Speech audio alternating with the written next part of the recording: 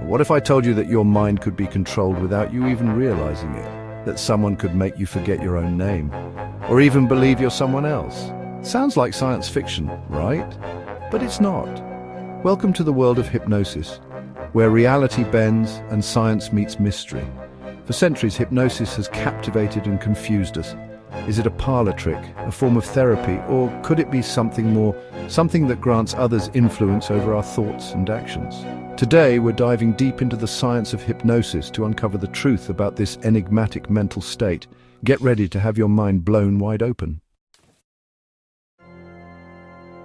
Now, when you hear the word hypnosis, what comes to mind? Is it a mysterious stage magician making someone cluck like a chicken?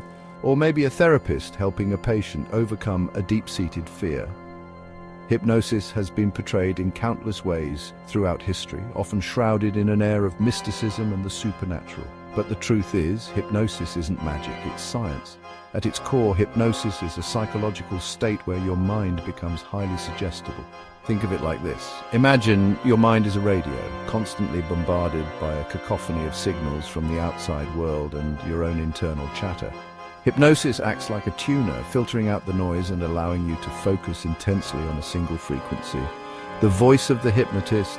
But how does it actually work? Well, researchers believe that hypnosis shifts brain activity, putting you in a state that sits somewhere between wakefulness and sleep. You're not completely unconscious, but you're not fully aware of your surroundings either. It's in this relaxed, receptive state that your subconscious, the part of your mind that operates below the level of conscious awareness, becomes more open to influence. And that's where the real power of hypnosis lies. By tapping into the subconscious, hypnotists can potentially help you access hidden memories, change unwanted habits, or even manage pain.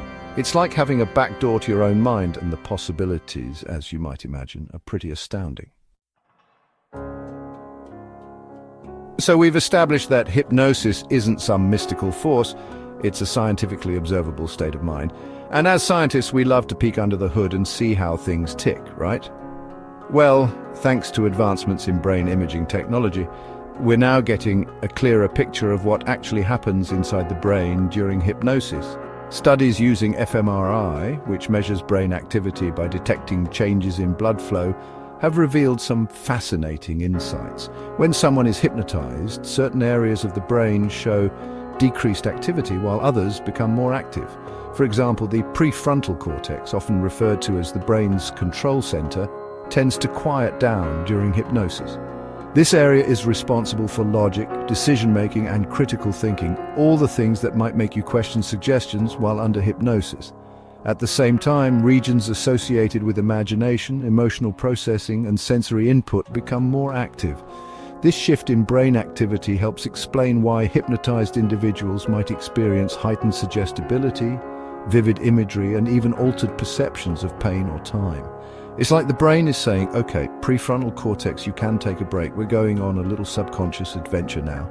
And these brain changes aren't just temporary flukes. Research suggests that repeated hypnotic inductions can actually lead to structural changes in the brain, strengthening the connections between areas involved in self-control and emotional regulation. This could explain why hypnosis has shown promise in treating a range of conditions, from anxiety and depression to chronic pain and addiction. It's like giving your brain a workout, helping it become more adaptable and resilient. Now let's address the elephant in the room, the question that's likely been lingering in the back of your mind since we started. Can hypnosis be used for mind control? It's the stuff of countless movies and TV shows, a sinister hypnotist with a swirling pocket watch, bending others to their will. But is there any truth to these fictional depictions? Can someone really hypnotize you into robbing a bank, revealing your deepest secrets, or becoming their loyal minion? Well, the answer, like most things in science, is a bit nuanced. While hypnosis can make you more susceptible to suggestions, it doesn't turn you into a mindless robot. You still have free will and the ability to reject suggestions that go against your values or beliefs. Think of it like this. A hypnotist can open a door in your mind, but they can't force you to walk through it. You're still in the driver's seat, even if you're more willing to take directions from the passenger seat. So if someone tried to hypnotize you into doing something illegal or harmful, your moral compass would likely kick in and resist. However, there's a gray area here. Hypnosis can be used to influence your thoughts, feelings, and behaviors in more subtle ways. For example, advertisers and marketers often use hypnotic language patterns and imagery to make their products more appealing. They might not be able to directly control your mind, but they can certainly nudge you in a certain direction, towards making a purchase, for instance. And then there's the realm of covert hypnosis, where someone might try to hypnotize you without your knowledge or consent. While it's difficult to prove and often shrouded in controversy, some experts believe that covert hypnosis is possible and could be used for unethical purposes, such as manipulation or exploitation. So, while the idea of a hypnotist controlling your every move might be a Hollywood exaggeration, the potential for subtle influence is very real and something to be aware of. Now, you might be thinking, okay, so maybe hypnosis can't turn me into a zombie, but surely it's harmless, right? Well, as with any powerful tool, hypnosis can be misused, and there have been real-life cases where things took a dark turn. One of the most infamous cases involved a man named Arne Cheyenne Johnson, who, in 1981, claimed he was not guilty of murder because he was possessed by a demon at the time of the crime. Johnson's defense argued that he had been present during an exorcism of a young boy and that the demon had subsequently transferred into him, leading him to commit the murder. While the court ultimately rejected the demonic possession defense, the case brought to light the complex and controversial relationship between hypnosis, suggestibility, and criminal responsibility. In another high-profile case, a woman named Nadian Cool sued her therapist, claiming that he had used hypnosis to implant false memories of satanic ritual abuse, leading her to make accusations against family members. The case raised questions about the potential for hypnosis to create false memories, a phenomenon known as confabulation, where the brain fills in gaps in memory with fabricated details. While these cases are extreme examples, they highlight the importance of seeking out qualified and ethical practitioners if you're considering hypnosis. It's also crucial to remember that hypnosis is not a magic cure-all and should not be used as a substitute for traditional medical or psychological treatment. Like any tool, hypnosis can be used for good or for ill. It's up to us to understand its power and limitations and to ensure that it's used responsibly. Here's a thought that might just send a shiver down your spine. You've probably been hypnotized before and you didn't even know it. Now, before you start questioning everything you've ever done, let me explain. While we often associate hypnosis with stage shows and therapy sessions, the truth is, hypnotic techniques are all around us, woven into the fabric of our daily lives.